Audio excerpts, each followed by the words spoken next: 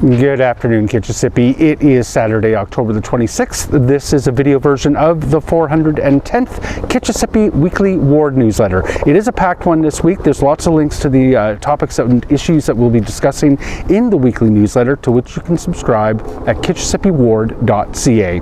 I'll dive right in. First, I do have pop-up office hours coming this week. Those are going to be on Thursday, October the 31st from 9 a.m. until 12 p.m. at the Morning Owl Cafe, which is just over on Armstrong. Swing on by. Pop-up office hours are an opportunity to come by anytime during those hours without appointment to chat with me one-on-one about whatever is on your mind.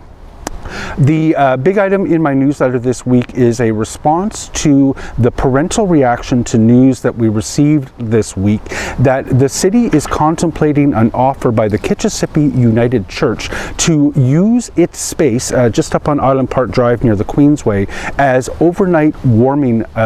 overnight warming center. The city is working to find spots around the city as backup to its existing shelter capacity for when the cold weather hits.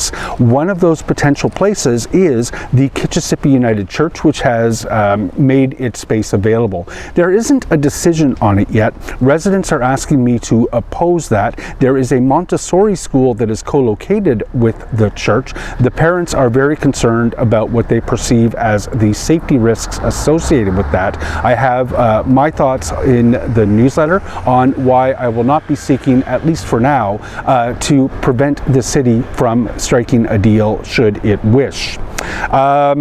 I am standing this afternoon in front of the new Spencer and Huron parquet that is going in. They broke ground. You'll see that they have trenched in the water for a future puddle rink.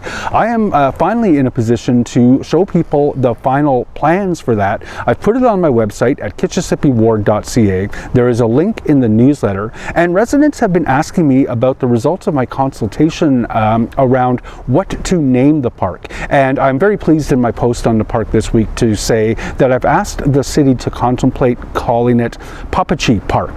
That is the Algonquin word for robin. I had a lot of nature and bird suggestions. My preference when we have the opportunity to name something is to use an Indigenous term. There is more process to come. The city needs to have a negotiation with our host nation before using an Algonquin word to name things, but that is what I've asked the city to name it, Popup Park. Read more in the newsletter. Councillor Troster has posted an open letter to which I am a signatory, along with the majority of city councillors, asking the Premier to back off of his legislation that he's proposed to require that bike lanes be sent for ministerial approval at Queen's Park when those are proposed to take over from a vehicle travel lane. You've probably seen I've been very busy doing some significant media around this issue. Cities need the ability to plan their transportation needs. We have a well-consulted transportation master plan that fits together a number of parts in a holistic way on how we're going to move people from point A to point B as our city grows beyond the capacity to handle the volume of cars that would otherwise be on the road. We're going to grow by 400,000, 500,000 people over the next 25 years. Bike lanes are a part of how we're going to handle those transportation needs. The provincial legislation would throw a wrench into those works, and I am asking residents to be a co-signatory of that open letter to which I have linked in the newsletter, or find it at arieltroster.ca. 1950 Scott is a site of a previously approved 20-story tower. That's not built yet. The developer, in this case Morley Hopner, has come in asking for changes to reduce some of the setbacks and also to increase the height by another 2 stories. They're also seeking a modification to the benefits agreement that they had previously signed around the 20-story version. I've got lots of information about this one in the newsletter. There are enough changes to the built form that I am working on putting together a open house so residents can ask their questions about the plan. I think you'll know I'm not particularly exercised about the increase of 2 stories on the property, but the rest of the changes, including the removal of the requirement for resident parking, are likely going to generate enough questions that I'll be having an open house soon. Read more about this development in the newsletter and keep your eyes out for that session. I am having a ward forum on November the 7th. That's going to be at Bayview Yards. I'm really pleased to have Sonia Bebbington, who is the CEO of the Ottawa Public Library, on hand to talk to us about the new public library that is being built on Albert. We'll have lots of time for Q&A with me, but please do register for that November 7th ward forum. You'll find information on how to do that in the newsletter. And then it's coming up fast. This will be my last reminder for the session that we are hosting on Monday, the Storefront Ask a Planner event. I haven't tried this before. We've got a number of private sector consultants and practitioners in planning who have agreed to sit down one-on-one with residents to talk about what the new zoning bylaw would mean for them. The new zoning bylaw is a very technical document. It can be difficult for non-practitioners to understand. If you want to know at some level of detail what could be built on your property, at your neighbor's property, or down the street, this is a great chance to talk to somebody who has that expertise to be able to tell you in plain language what the new zoning bylaw would mean. I'm asking people to register. There's information about how to participate this Monday evening, October 28th, in my newsletter. The Committee of Adjustment, I only have, I think, reminders this week. The City Planning Department's plans are not yet online. At 451 Roosevelt, the owner is seeking to subdivide the property. At 551 Edison, the owner is also seeking to subdivide the property. At 433 Everett, the owners are seeking to permit a detached dwelling with a front yard parking space and a portion of the covered porch extending into the front yard, for which they need variances if that's going to proceed. And at 455 Dawson, the hearing is going to resume as the owner seeks permission for reduced lot areas for the construction of a 2-story semi-detached dwelling containing 6 units. So you can take a look at that in the newsletter. I still need about 10 people to supervise intersections during the Remembrance Day parade that will be held obviously on November 11th around, I think it's 1:30 or so. If you can volunteer your time for about an hour and a half on Remembrance Day, November 11th, to supervise a closed intersection, we'd love to hear from you. Please email me at jeff.leeper@ottawa.ca. I have a few more details in the newsletter. There is a concert that is coming up on Friday, November the 22nd at First United. It is a fundraiser in support of the First Nations who are fighting the Chalk River nuclear waste facility. I've got details about that in the newsletter. The 10th annual Byron Pumpkin Parade is coming up. That's when they line pumpkins that have been used on Halloween up heading east from Island Park Drive. Volunteers light those up with candles. That is on November the 1st. Drop your empty pumpkin off during the day. Come back at night to see it all lit up. I think, need some more volunteers to help with cleanup on November the 2nd. There is an evening of Hintonburg History that is coming up on November the 18th.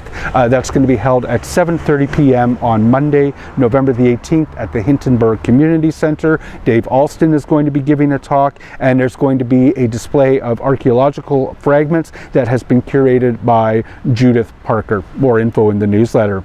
One more reminder, or one more notice of the Track 1 music program. It's a drop-in tween and teen music session where they can come in, work with other kids who are working to cover a song. I know how important these kinds of initiatives are. I've seen my own son develop some lifelong friendships coming out of similar initiatives.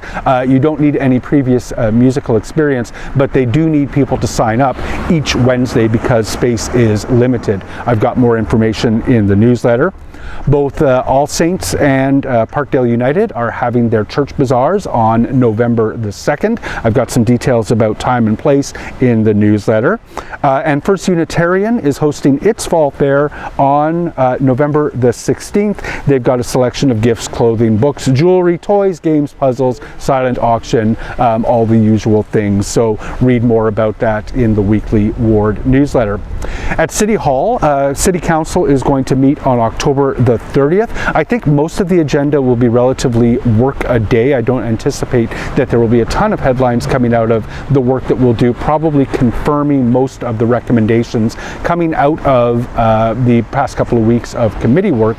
But there is going to be a motion that I expect will generate some headlines. I believe it's the Mayor and Councillor Hubley have put forward a motion to ask staff to go away and study a bubble law with respect to protests that are around places of worship, schools, long-term care facilities, what they're calling vulnerable infrastructure.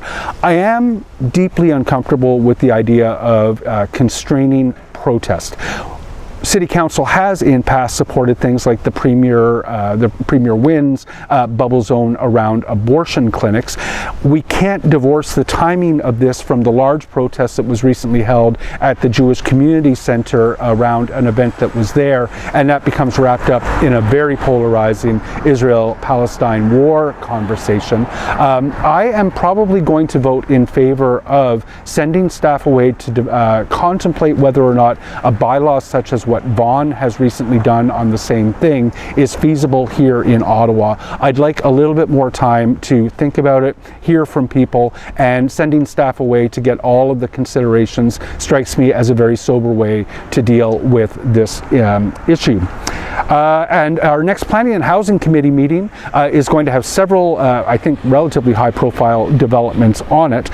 10 Garrison, which is proposed to be built around the corner from the Metro on Garrison, is proposed as, I believe, a 3-story, low-rise, 10-unit apartment building that has been very controversial with the residents who live nearby. That's going to be coming forward with a recommendation, I presume, for approval.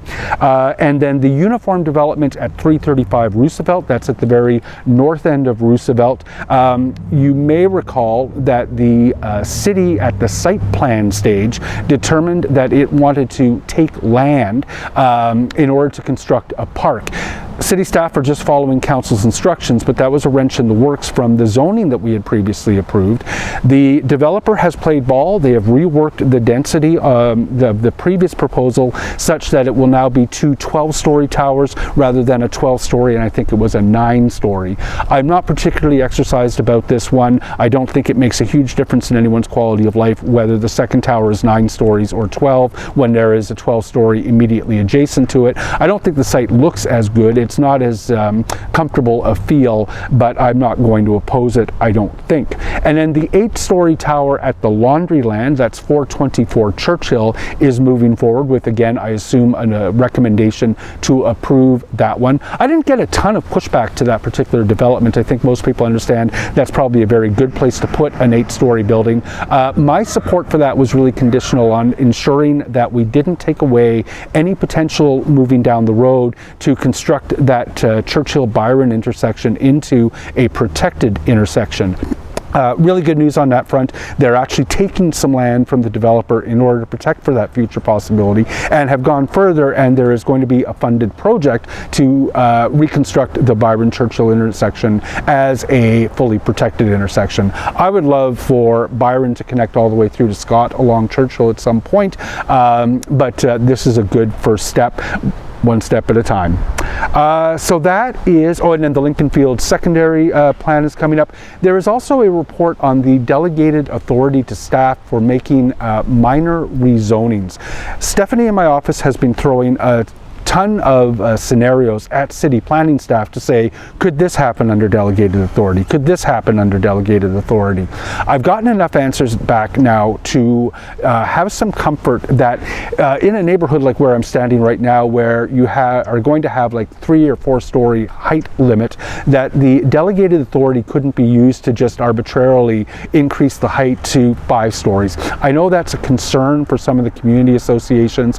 I'm happy to run through the language that's in the report when that is available, or I guess it's available as of last night, and ensure that everyone feels comfortable that this isn't sort of a free pass in the low-rise residential neighborhoods to go from 3 stories to 4 or 4 stories to 5. So I don't anticipate that I will be opposing that new delegated authority, but there are a few days left obviously before that planning committee meeting, and I'm sure I'll be having some discussions with everyone. Kitchissippi, that is the weekly newsletter this week. I hope you have a very happy Halloween, and thank you for watching.